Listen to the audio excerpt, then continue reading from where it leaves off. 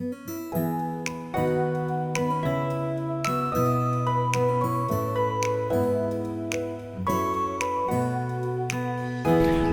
be with you. I'm Brother Jet. I'm Mark. I'm Fernan and this is Usapang Tinapay. Magandang gabi. Alright. Welcome po ulit mga kapatid sa isa na namang episode ng Usapang Tinapay. Yes, Tayo amen. po ngayon ay nasa 20th Sunday in Ordinary Time.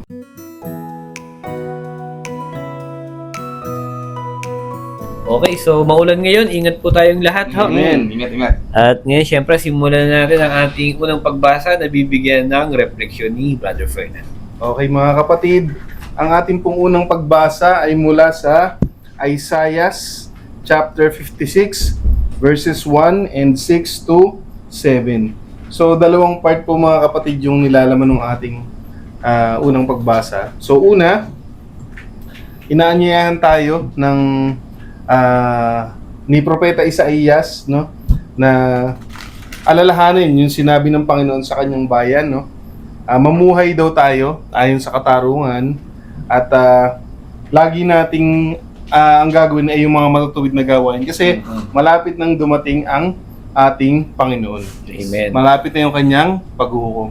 So, binibigyan niya tayong invitation na mamuhay ng matuwid at para ma-motivate tayo na mamuhay ng matuwid, sinabi niya na nalalapit na yung pagdating ng Panginoon. Siyempre nga naman, ikaw, no? Dahil alam mong parating na ang Diyos, kailangan ayusin mo na yung buhay mo, di ba? Alangan namang uuwi na yung tatay mo, ginagawa mo pa rin yung mga ayaw ng tatay mong ginagawa mo, di ba? Oo, cellphone ka ng cellphone. Para yung bawal sa'yo ng tatay mo, oy, tama na yan. Pag pauwi na tatay natin, di ba? Titigil tayo kasi mayayari tayo. Ngayon naman yung second part mga kapatid, binigyan naman dito ng ng pag-asa yung mga dayuhan na nananampalataya sa ating Panginoon ng mga panahon na yun. Kasi itong time na to, nakauwi na mga kapatid, yung mga na-exile na mga Hudyo sa Babylonia, nakauwi na sila ng Jerusalem. Yes. So muli nilang binubuo yung society nila. Ngayon, hindi nila mapagpasyahan kung sino-sino yung dapat mapasama dun sa komunidad na may tipanan kay Yahweh. Kasi di ba nakipagtipan si Yahweh sa bayan ng Israel. Ngayon, syempre may mga dayuhan dun. Hindi nila malaman ngayon kung ano yung gagawin. So, binasag ngayon yung problema ngayon dahil dito sa aklat ni Propeta Isaías. Sinabi niya na kung sino man yung mag-aalay, kahit pa siya dayuhan, mamumuhay ng naaayon sa kalooban ng Panginoon, tatanggapin ng Diyos yung kanyang alay. At kung isa sa buhay niya, isa sa puso niya, yung mga utos ng Diyos, gagawin niyang banal yung Sabat, no? Kahit taga saan lugar pa siya, buong puso siyang tatanggapin ng ating Diyos. Pati yung mga inaalay niya, tatanggapin ng ating Panginoon. Amen. Dahil ang kanyang templo ay tatawaging bahay dalanginan ng lahat ng bansa. So, again, isa na naman tong assurance mula sa ating Panginoon na kahit saan ka pa galing, kahit sino ka pa, kahit ano yung dati mong buhay, as long as si Lord na yung pipiliin mo, mamumuhay ka ayon sa kagustuhan niya, buong puso kang tatanggapin ng ating Panginoon. Amen. Kaya pala minsan may mga no? Kasi nga, sinasabi ng Panginoon na yung pagmamahal sa akin ay open sa lahat, yung nagmamahal sa akin. No? So, maisip po, may mga tao talagang nagpapakonvert, Katoliko, no, may mga taong nagbabago yung kanilang paniniwala dahil naka-experience sila ng pagmamahal ng ating Panginoon, no. So, ibig sabihin, sinasabi lang ng ating pagbasa na kahit sino ka pa, kahit tagasang ka pa, maharamdaman mo yung pagmamahal ng ating Panginoon. Walang pinipili yung pagmamahal ng ating Panginoon. At ikaw, kung ikaw ay buong puso mong tatanggapin yung pananampalatayang yun, very welcome ka. Amen. Galing.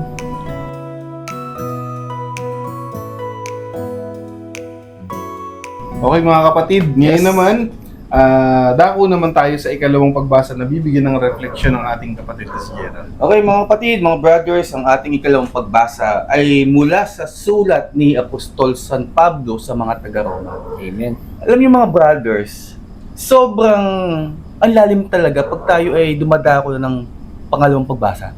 Ang lalim talaga ng mga mensahe, ang lalim talaga ng wisdom ni Apostol San Pablo, no? Kasi dito pa lang ang hirap na parang for me ang hirap i-interpret yung ngayon. Pero best of my effort, best of my interpretation, ano, sa aking pananaw lang 'tong mga kapatid. Dito kasi sa second reading meron kasing tension dito ang mga Kristiyanong Hudyo at mga Hintil. 'Di ba? Alam naman natin ang mga Hintil, ang kanilang pinaniniwalaan ay yung mga kautusan na galing kay Moises. No? Itong mga Hudyo naman, ito naman yung mga naniniwala kay Kristo. No? Sila yung mga followers, sila yung nagsasakatuparan ng mga salita ni Kristo. Ano? So dito, ang sinasabi ni Apostol San Pablo sa dalawang panig, sa dalawang partido, no, sa mga Hudyong Kristiyano, sa mga Hintil, ginagalang ni Apostol San Pablo kung ano yung pinaniniwalaan nila. No? Kasi nga, sabi nga ni Apostol San Pablo, no, sabi niya dito, na dahil ako'y apostol para sa inyo, ipinagmamalaki ko ang aking katungkulan. No? Kung saan nakapwesto or saan nagsiserve si Pablo, kanyang pinagmamalaki. Gayon din naman kung saan din mga nakapwesto ang mga Hintil, mga kanyang kababayang mga taga-Israel din, kanyang pinagmamalaki din. Ano? So dito, hindi naman sinasabi ni Apostol San Pablo na hindi niya binibigyan respeto kung ano yung ginagawa ng mga Hintil, kung ano mga ginagawa nilang mga Hudyong Kristiyano. No? Pero ang sinasabi lang ni Apostol San Pablo dito na kung sino talaga yung Diyos na nakita nila, nakasama nila at napaniwalaan nila sa mga miracles na ginawa ni Kristo. No? Di ba nga yung nakaraang linggo sa mga mabuting balita sa ebanghelyo natin, di ba 2 beses nagtopic tayo ng milagro ni Jesus. Nagpakain ng libo-libo. Tapos yung naglakad sa ibabaw ng tubig sa may dagat, ano. So sinasabi dito ni Apostol San Pablo na dahil sa nakita nila, no, at dahil sa mga maraming nakakita at mga naniniwala sa milagro na ginawa ni Kristo, doon siya sumusunod. No, doon siya yung pinagmamalaki niya na doon siya sumusunod kay Kristo kasi nga binago din ni Jesus si Apostol San Pablo. Na dating pangalan niya, di ba, si Saul. No, dati siyang mamamatay tao. No, pinapatay niya yung mga naniniwala kay Kristo. Pinaghahanap niya, pinagkukulong, pinagpapatay niya. Pero dahil sa binago siya ng ni Jesus, doon siya nagpatuloy kung paano nagtrabaho sa buhay niya si Kristo. Amen. Ano? Alam yung mga kapatid, ang nakakalungkot lang, no? So, pasintabi po, ako po ay rumirespeto sa mga kapatid po natin na iba-iba yung religion, paniniwala, ano? Ang nakakalungkot lang, marami akong naririnig na maliligtas kami. Maliligtas kami kasi doon kami sumasamba. No, dito ako nagse-serve, no. So, ano naman walang problema. Ako naman hindi naman talaga ako against or hindi naman ako kontra diyan. Kasi ang kaligtasan po para sa atin naman po 'yan No, kaya nga sinugo ng Diyos Ama si Jesus para maligtas tayo. Amen. Kahit sino ka man, kung Hintil ka man, Hudyo ka man, saang sekta ka man, saang serbisyo ka man, dahil tinanggap at dumating si Kristo na miski hindi ka kilala ni Jesus, ililigtas ka niyan sa kamatayan, no, sa lahat ng kasalanan.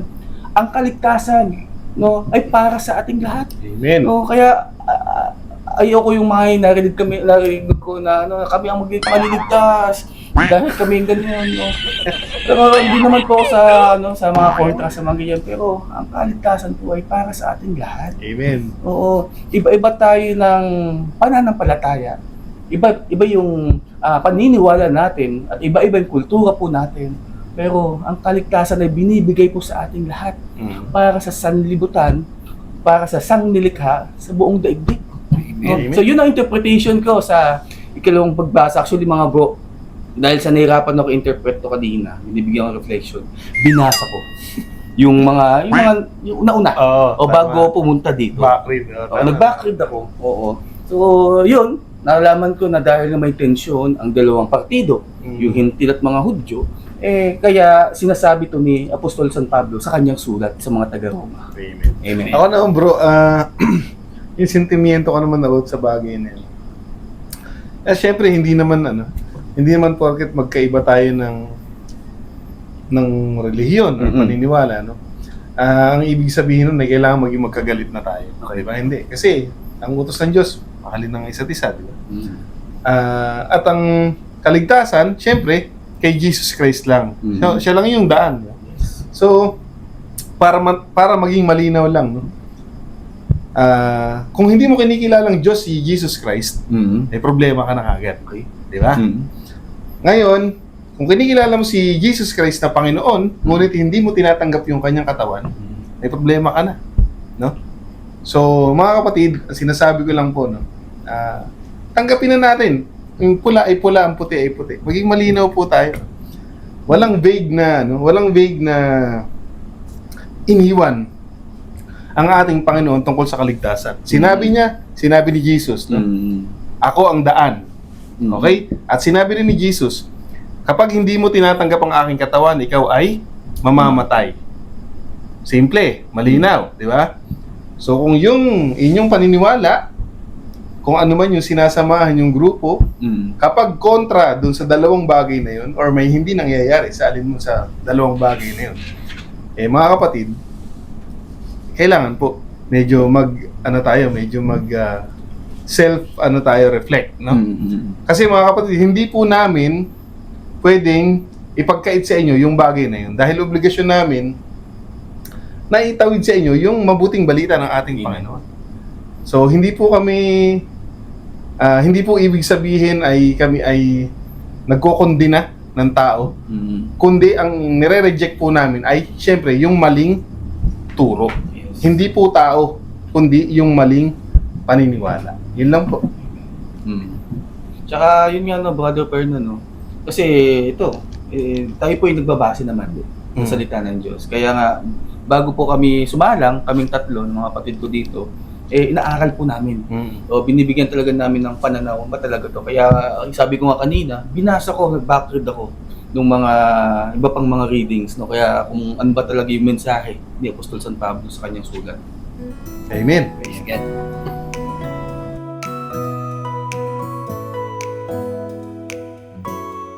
Okay mga brothers, so Amen. natapos Praise na natin dalawang pagbasa. Amen. So ngayon dako tayo sa mabuting balita na bibigyang pananaw ni Brother Mark.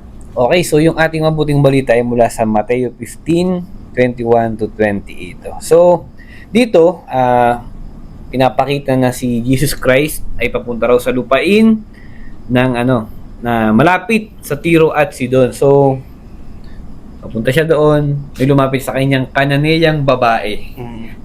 No. At sinabing, Panginoon, maawa po kayo sa akin. So, ano ba yung Kananeyang babaeng ito? Pag Kananeya ka, ibig sabihin, hindi ka Hudyo, no? Hindi ka naniniwala sa kay Jesus Christ o sa Israel. Hindi ka taga-Israel kasi 'di ba Israel yung sabi nga naging tipanan ng ating Panginoon, no? Oh, dayo siya, dayo as in dayo talaga siya. So, nagsabi siya sa ating Panginoon na Panginoon, maawa po kayo sa akin. Mahabag po kayo sa akin. Tulungan po ninyo ako dahil ang aking anak na babae ay sinasapian ng demonyo. Sinasaniba ng demonyo. So, pero alam niyo yung ginawa ni Jesus Christ, hindi siya nag-react, tahimik lang siya. Tahimik lang siya, sabi, gaputok daw, hindi doon nagsalita o hindi mo lang nag-react yung ating Panginoon. So, sabi ng mga apostol, Panginoon, pagbigyan niyo na to, sunod ng sunod, ang ingay-ingay. At talagang ang kulit, no? So, nasabi ng ating Panginoon, siya daw ay kumbaga, naandito lamang para daw sa mga taga-Israel. No? So, masakit yun. Masakit yun. Pero, ang ginawa nga nung Kananeyang babae, tuloy pa rin siya. Lord, tulungan niyo ako. Tulungan niyo po ako. Sabi niya gano'n. So, ang sumagot ulit yung ating Panginoon. Sabi niya, yung mga mumu daw, ano yun? May eksaktong wordings dito eh. Eto, yung pagkain daw ng mga anak ay hindi kailangang pulutin para ipakain sa mga tuta at ihagi sa mga tuta, no? So, hindi kailangan, di ba pag pinupulot, ibig sabihin mga mumu na yun, no? So, hindi daw kailangang, parang tayo, pag tayo ay, kumbaga yung tulong, para dito lang talaga. At hindi pwede ipamigay kahit kanino man. Pero, ang sagot ng babae, opo, Panginoon, tama po kayo dyan. Tama kayo. Pero sabi niya, yung mga tuta man daw ay nangangailangan ng habag, no? Nangangailangan ng habag mula sa kanyang Panginoon. So kahit daw yung mga tuta, ibig sabihin yung mga taong hindi malapit sa ating Panginoon, nangangailangan pa rin ng habag. So, nasagot ng babae kay Lord, kay Jesus Christ. So, natuwa siya. Sabi niya, napakalaki ng iyong pananalig, ng iyong pananampalataya, mangyayari ang iyong hinihiling. No? Tingin niyo, ano nangyari? Siyempre, gumaling kagad yung kanyang anak. So, yun, nagets natin yung kwento, no? May makulit na, na hindi pag-Israel at pinagbigyan pa rin. No? So, kung iisipin natin, nung ano yung unang sinabi nung Cananeang babae, maawa po kayo sa akin, mahabag po kayo sa akin. Hindi siya rektang, Lord, pagalingin mo yung anak ko. No? Kundi, binaba niya yung sarili niya, alam niyang makasalanan siya. Alam niyang mali siyang tao kasi hindi nga siya taga-Israel. Alam niyang sure siya na hindi siya pagbibigyan. No? Kasi nga hindi naman siya taga-Israel. So, ang una niyang ginawa, maawa po kayo sa akin. Humingi na kagad siya ng awa. So, pagkatapos nun, tahimik yung ating Panginoon. Di ba tayo minsan pag tahimik yung ating Panginoon o nagdadasal tayo, parang wala nangyari, parang hindi siya nakikinig, parang nahihirapan na tayo pero wala pa rin sagot. Ang tagal na natin naghihintay, masakit na, no? Pero wala pa rin sagot yung ating Panginoon, di ba? Ang tendency, nalulungkot tayo, nanghihina tayo, tumitigil tayo. Pero yung Cananeang babae, sobrang kulit, hindi talaga siya natigil.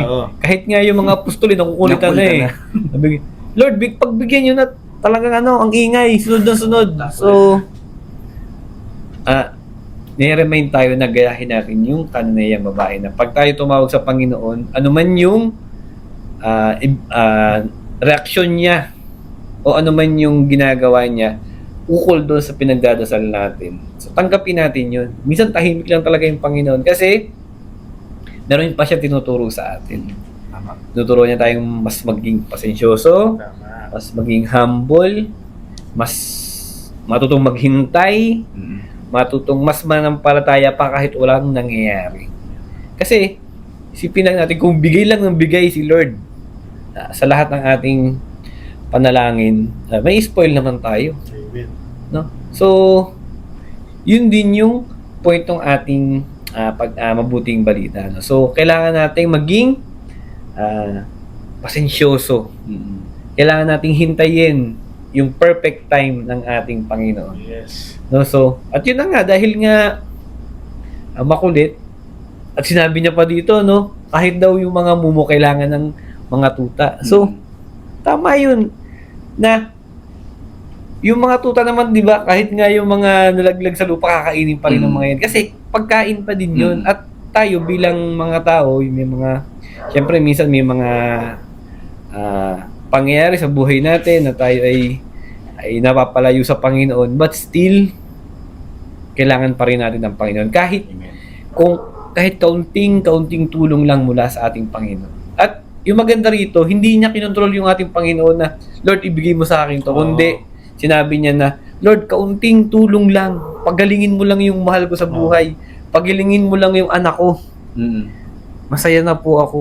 At ako'y patuloy na mananalig sa inyo. Amen. No? So, At yun nga, pinagaling yung anak niya. Mm. At nakakatuwa dito kasi nga, dahil sa pagtulong ng ating Panginoon sa kanyang anak, at dahil sa pagsasabi niya na siya ay na kailangan niya ng tulong, na tinatanggap niya sa sarili niya na hindi niya kaya mag-isa, na talagang tunay na kailangan niya yung tulong ng Panginoon. Kasi nga, kung siya lang mag-isa, hindi niya kaya, napagalingin yung kanyang anak. So, isang malaking reminder po sa atin ito na tuwing tayo ay mananalangin sa ating Panginoon, we have to be patient, at kailangan tanggapin natin kung ano yung sa oras na to, sa panahon na to, ano ba yung ibinibigay niya. Minsan sa panalangin natin, no?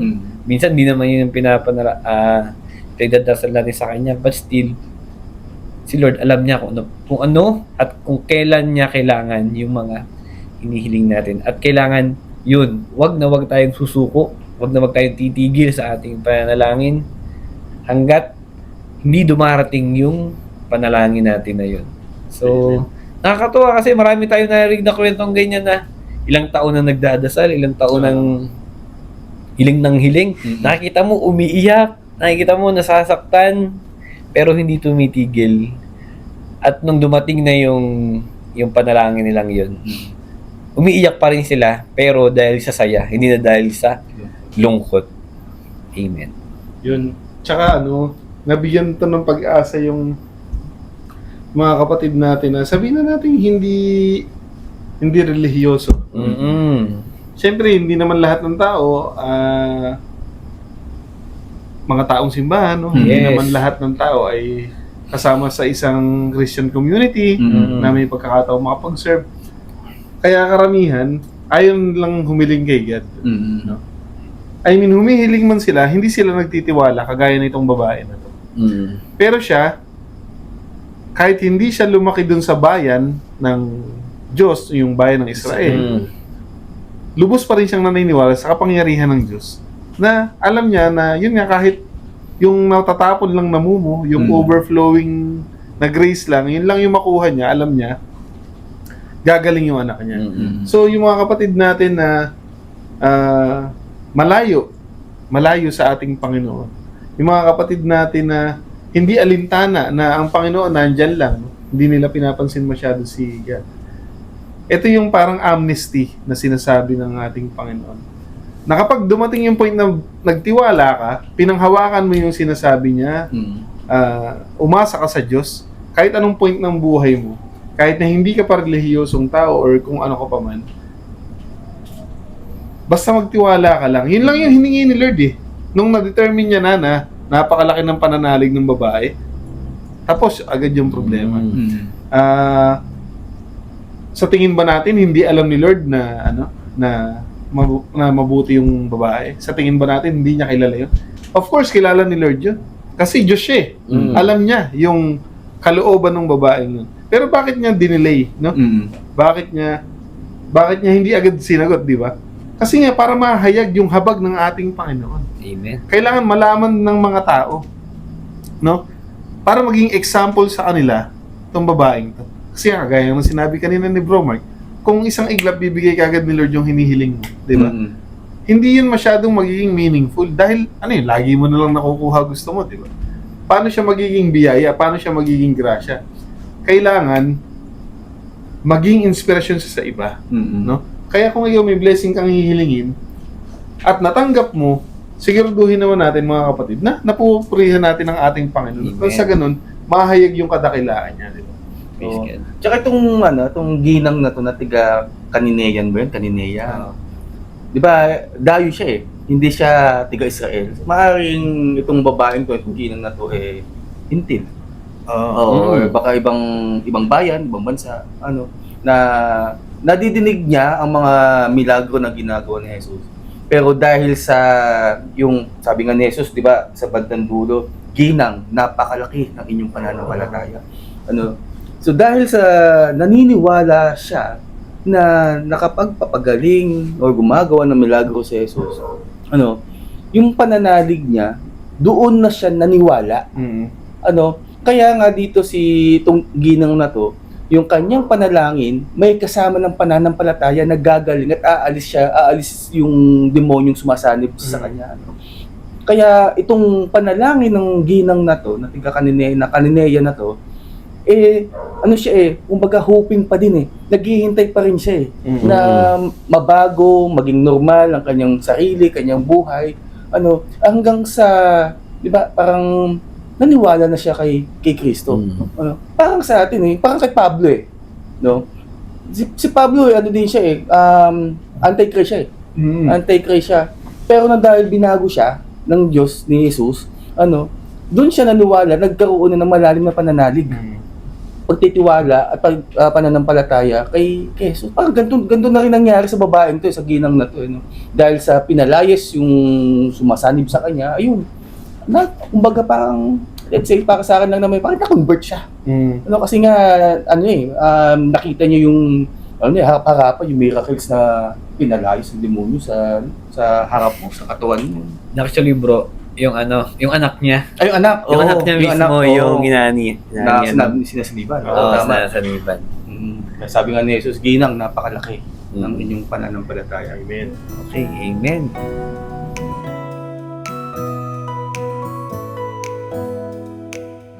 Okay, so Okay. dako tayo ngayon mga kapatid sa connection. So Brother Mark, ano ba yung connection ng ating mga binasa dito?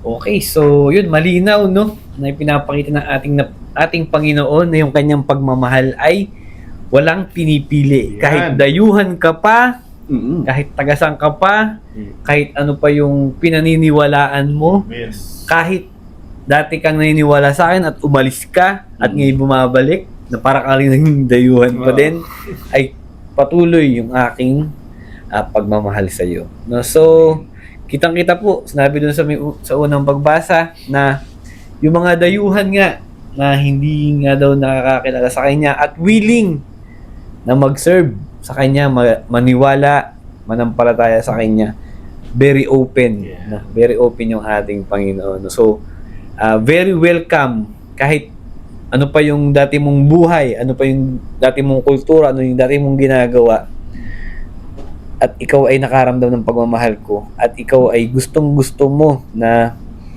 patuloy na lumapit sa akin. So, welcome ka, kahit tagasang ka pa. Amen. So, sa second reading, no, ganun din. Nasabi nga, yung mga dating naniniwala na napalayo ulit, welcome ulit bumalik. No? So, basta tuloy lang tayo sa ating pagsiserve sa Kanya, pananampalataya sa Kanya. Kahit tayo ay napalayo na, ay muli tatanggapin tayo ng ating Panginoon. So, nangyayari sa atin yan. Minsan, grabe, G tayo. Minsan naman, makapalayo tayo. Tapos mamaya, G naman.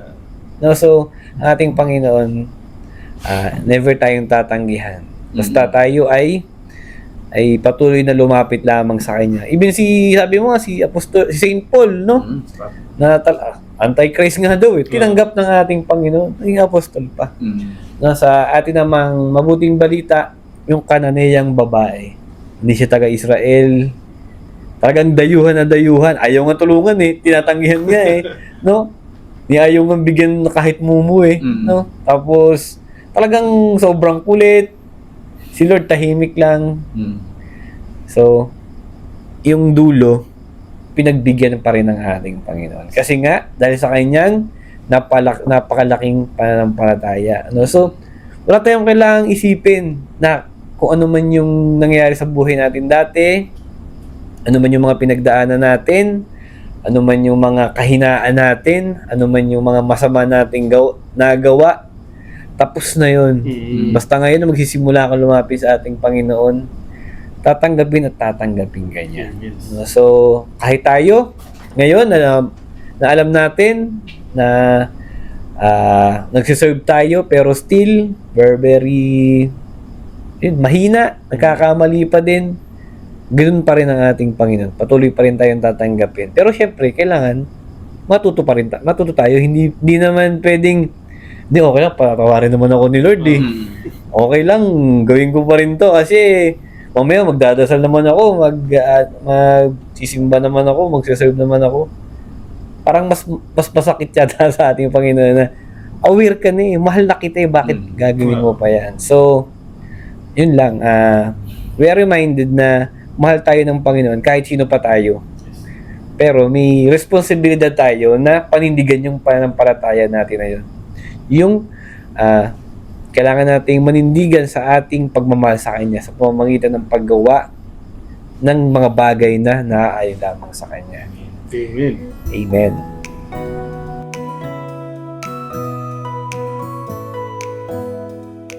Okay, so ngayon naman, bigyan natin ng aplikasyon yung mga bawat binasa natin. So, Brother Fernan. Okay. Ang para sa akin, ang magandang aplikasyon na napulot ko dito sa mga binasa natin ay ang mamuhay ng matuwid. Amen. No? Because God is righteous, no? Siya ay matuwid.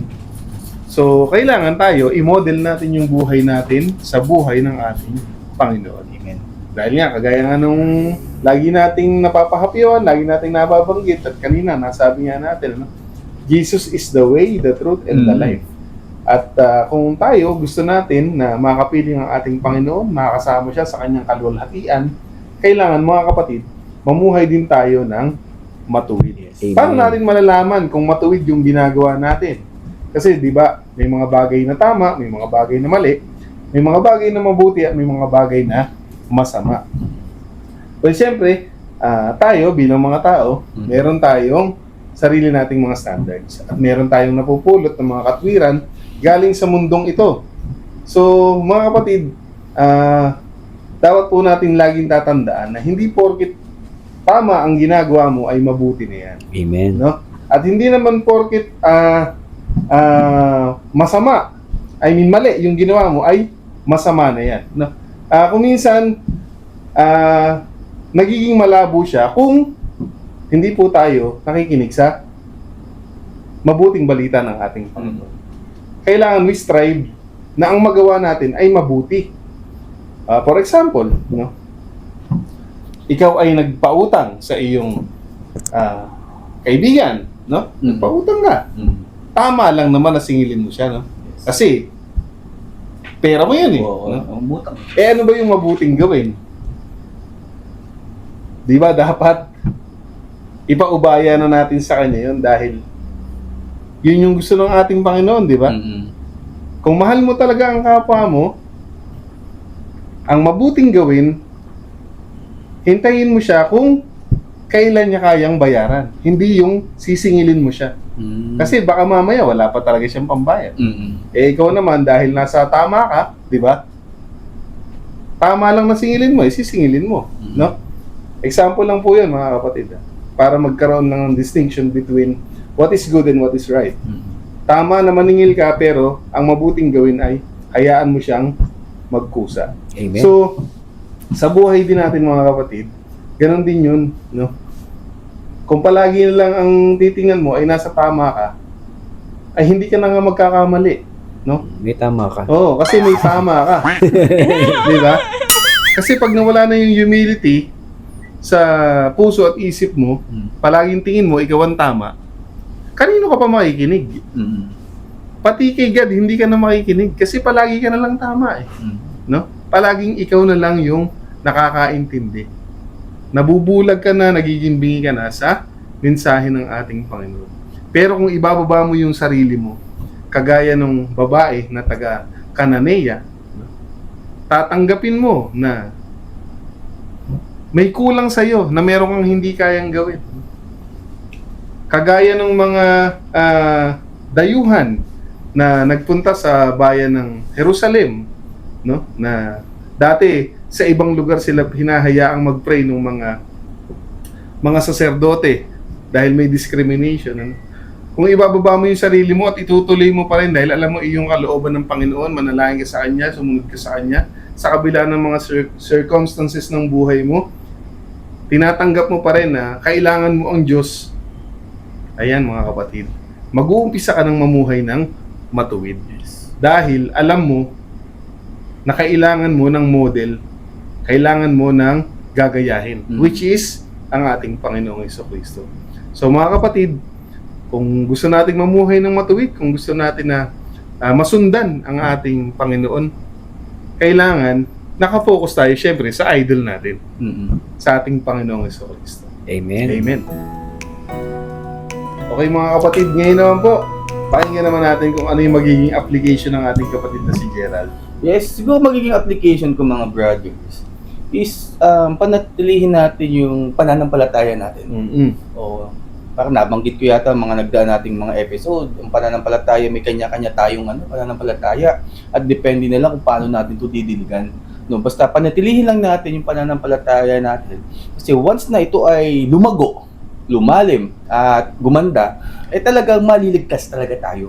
No, kumbaga ito yung entry point natin eh. 'Di ba sabi nga daw, bago ka makapasok talaga ng kaharian ng Diyos, nakaabang na si Saint Peter Bells, Pedro, may dala daw manok. Wala ko si St. Peter. Ibang Saint Peter yan, bro. Hindi niya pares. San Pedro na lang, baka ibang Saint Peter nga. Di ba San Pedro, sabi nga ng mga ilan, may dalang manok, at siya di yung haharap sa'yo pag bago makapasok talaga ng mismong kalangitan. Yun ang requirement, no? Kung talagang gaano na kalalim ang iyong pananampalataya. Kasi maraming challenges tayong haharapin, marami akong mga pagsubok na kailangan kong daanan, na kailangan talaga na mayroong pananampalataya at lagi ko siyang tinatawa. Amen. No? Kasi alam niyo mga kapatid, kung di natin mapapalago ang ating pananampalataya, talagang literal talaga na tayo'y patay na. Oo, literal na patay na. Yes. Kasi nga, binigay na nga sa atin yung kaligtasan ng Diyos. Kumbaga, safe na tayo. May na tayo, kumbaga may safety na tayong kalalagyan. No? Pero paano natin ito mapapalago sa pamamagitan din ng panalangin? Pagtingin lang natin yung ating panalangin. Kasi ang panalangin ay musika sa pandinig ng Diyos yan. No? Musika yan sa pandinig ng Diyos na miski pa ulit-ulit yan nadidinig ng Diyos. No? Hindi nagsasawa or hindi magsasawa ang Diyos na pakinggan ang ating mga panalangin. Katulad na nga lang nung ginang yung anak niya di ba nasa Liban, no? Paulit-ulit hindi siya nagsawa kulitin si Jesus. Yung mga apostol lang nakulitan eh. Ganyan din, no? Hindi makukulitan ng Diyos sa ating mga panalangin at darating sa punto ng ating panalangin ay ibibigay. No? Kasi ang kaagkibat ng panalangin ay dapat mayroon tayong pananampalataya. Amen. May pananampalataya tayo sa Kanya. Kaya huwag tayong magsama manalangin, huwag tayong makalimot na magdasal. No? Ang pagdadasal naman, libre lang naman yan. Kahit ilang minuto, kahit anong oras, no? Basta makaalala ka, magdasal, manalangin sa ating Panginoon. Amen. Kasi parang yung naisip ko yung kwento ni Brother Greg. Ayan. Sino yung nanay niya? Actually, ang kwento ko ay si Greg at ang kanyang tanim. What? May tanim. Kasi si Ano Greg, bala? kasi si Greg di ba syempre, lalaking-lalaki. Syempre, Brusco. brusco. Talagang macho guapito. Mahilig magtanim. Basculados. Alam niyo kung anong tanim niya? Sunflower. Sunflower. Bongga. Ngayon kasi Brother Greg, dahil mahilig siya magtanim, nagtanim ng sunflower sa isang paso. So ngayon, yung kanyang tanim, dinidiligan niya, binabantayan niya, sinisilip niya oras-oras, mayat-maya, hanggang sa dumating yung isang linggo, sinisilip niya yung kanyang tanim sa paso, wala pa din. Ngayon, nakita ng kapatid niya, si Makmak. Sabi nitong kapatid niyang Makmak, ano ba yan? Huwag mo na anuin yan, wala namang mangyayari dyan sa tanim mo, di na tutubo yan, di na magkano yan, di na magbubunga, usbong, So ngayon, itong si Greg, napangiti na lang. Ang sabi ni Greg, sabi niya, hindi ko to susukuan, aalagaan ko to, at didiligan ko to. So ngayon, dumating yung mga ilang araw, paglabas ni Greg, ng mga alas 6 na umaga, ibibilad niya sa araw. May kunting suloy na, may tumutubo na doon sa may paso. So ngayon, tuwan-tuwan to si Gregorio, na may tubo na. Ngayon, nakita ng mami niya, ang pangalan diba ng mami niya, si Mami Clarice. Alam niyo ba, dahil sa tuwang-tuwang kanyang mami, si Mami Clarice, ang sabi ni Mami Clarice, sabi, alam mo anak, ako'y natutuwa sa iyo. Kasi ang pananampalataya daw, sabi ni Mami Clarice, ay parang pagtatanim. Kailangan mo maghintay kailangan mong isama ang dasal mo dyan para doon mo makikita, malalaman na doon siya tutubo at bubunga. No, ang galing, ganda ng wisdom ni Mami Clarice. Kaya ito si Greg, no, tuwan-tuwa si Greg kasi nga nakita niya yung paghihintay niya ng mga ilang linggo, buwan siguro, no, na yung kanyang tanim ay unti-unti na umuusbong dahil sa pag-aalaga, pagdadasal, at saka yung pagtitiwala na tutubo ang kanyang tanim, no. Amen. No, parang sa mabuting balita na kinikwento ni Brother Mark na kahit ilang kulit mo sa ating Panginoon, papakinggan ka niyan. Pinapakinggan ka pala niyan. Dahil sa nakikinig at naririnig ka ng Diyos, tutugunan ka kung ano yung kailangan mo. No? Parang yung sa tanim nga ni Greg, no? Nakulitan din siguro yung tanim, yung sunflower. O, yung sunflower na yun, na dahil sa nakulitan, ayan, di umusbong na. Hanggang sa napalago na ni Greg, yung kanyang sunflower. Amen. O, kaya mga kapatid, sa ating paghihintay, sa ating mga panalangin, huwag tayong sumuko. Maya't maya, manalangin tayo sa Panginoon. Maya't maya, kulitin mo ang Diyos. Ano? Kasi ang Diyos, musika sa pandinig ang ating mga panalangin. Kahit anong kulit ng ating panalangin, ang Diyos di siya makakulitan. Darating sa punto na bibigay ng Diyos kung ano yung nararapat sa ating lahat. Amen. Amen. Praise God. So okay, so Brother Mark, so nakapagbigay kami ni Brother Perna ng applications para sa bro, so paano mo siya ma-apply? Okay, so pinag-usapan natin kanina yung tungkol sa habag na ibinigay ng Panginoon sa mga taong dayuhan. No, so tayo, bilang mga anak ng Panginoon, kailangan kung ano yung ginagawa ng Panginoon, ano yung ibinibigay ng habag, dapat matuto rin tayong magbigay noon sa ating kapwa. No? So, sample na lang, may tao tayong nakitang talagang yes, nagkamali siya. Yes, paulit-ulit siyang nakakasakit sa'yo. Paulit-ulit kanyang binibigo.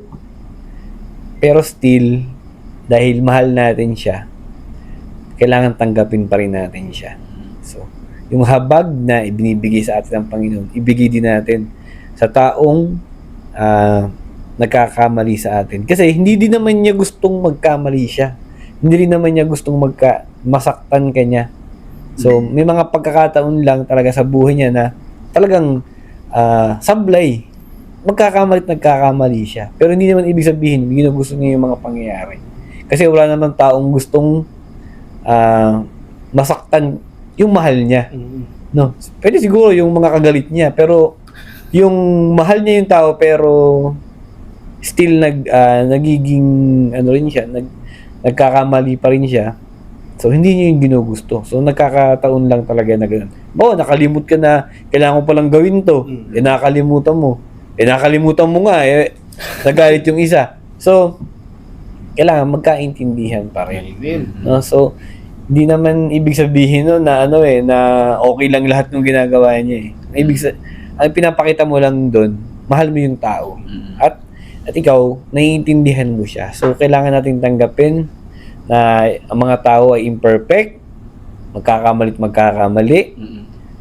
Pag po natin i-judge. No? Kasi ang mga tao naman, ang gusto lang naman, wala naman tayong gustong mangyaring masama sa iba. Hindi naman tayo gano'n na ay gusto ko mahirapan siya kasi pinahirapan niya ako eh. Wala namang gano'n. Possible, may gano'n, pero siguro pag talagang galit na yung mga tao at kaaway mo na siya, ibig sabihin, may ibang way na kailangan gawin. Sa mga tao din naman na na talagang nangangailangan ng tulong. No, hangga't kaya nating tumulong tayo. Kahit sabihin natin, kailangan din natin itong bagay na to, pero kailangan niya, ibigay natin. So, at ang Panginoon, hindi sasayangin yung mga effort mo na yun. At papalitan niya pa yun ng mas malaking blessing. No, wag po tayong manghihinayang na magbigay ng tulong, ng habag, ng awa sa ibang tao.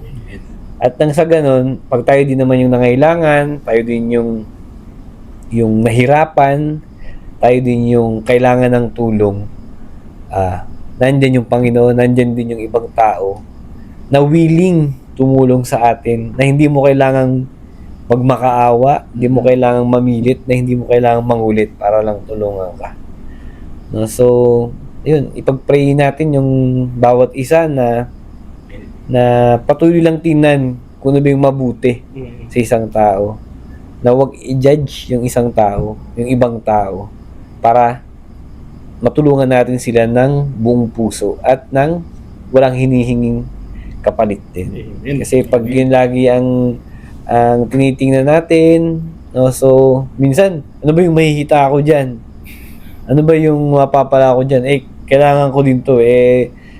Kami nga, kulang din yung budget namin Kaya ako nga, kailangan ko punta rito bakit ako pupunta dyan? So, huwag po tayong mag-alala dahil yung awa, yung habag, no? Yung mercy, yun po yung mercy. Na kahit nasaktan tayo, ay patuloy pa rin tayo magmamahal. So, tandaan po natin yun. Kasi sa araw-araw, sa buhay natin, encounter tayong nakakatampuhan natin, hindi natin nakakasundo. So, tandaan po natin na ang ating Panginoon, tinanggap din tayo kung sino man tayo. Yes. At tanggapin din natin yung ibang tao kung sino man sila. Kasi yun yung pagkatao nila. At for sure, pinipilit din naman nilang maging mabuting tao talaga. At wag nating hayaang mawala yun dahil pag ginawa natin sila ng masama, naku, baka mawalan pa sila lalo ng pag-asa. So, ibigay natin yung pag-asa na yun para patuloy silang tumingin sa ating Panginoon. At sana makita rin sa atin, sa mga ginagawa natin, yung kung paano kumilos yung ating Panginoon sa buhay natin. Kasi napaka-importante po nun. Kasi, yes, salita tayo ng salita or ang dami nating alam sa Bible. Pero kung hindi naman natin na-apply sa ating buhay, kung hindi naman natin nagagawa, nonsense po ito lahat. Amen. Nonsense po. Kasi minsan iisipin mo, no? Bakit daw yung mga taga-simbahan? Bakit daw yung mga nasa yung mga taong, mga simba-simba, may mga sasaliang community, bakit daw ang sasama ng bakit sila pa daw yung mga chismosa, mga masama ugali, no? So, may mga naririnig tayong ganyan So, hindi natin po sa dinadjudge sila. Pero kailangan po na tayo, yes, nakikita nila tayo nagsiserve Kailangan makita rin talaga sa atin yung pagmamahal ng Panginoon na kailangan ma-experience nila pagkasama po nila tayo. No, so, yun, yung awa, yung habag, yung pagmamahal, yung pag-intindi na ibinibigay sa atin ng Panginoon ay ipa-experience din natin sa iba. Kasi lahat naman tayo naka-experience na tayo nagkamali tayo sa Panginoon, pero yung Panginoon pinatawad pa rin tayo. Ulit tayong nakasakit sa Kanya, pero paulit-ulit pa rin niya tayong minahal. So, ibigay natin yun sa ibang tao. At sana, in a way, ma-experience nila tayo. Ma-experience nila ang ating Panginoon sa pamamagitan natin.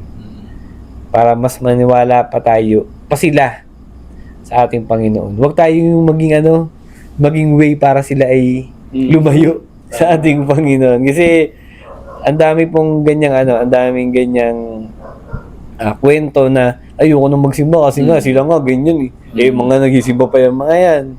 No, sila nga ganyan, yung mga community yung mga yan.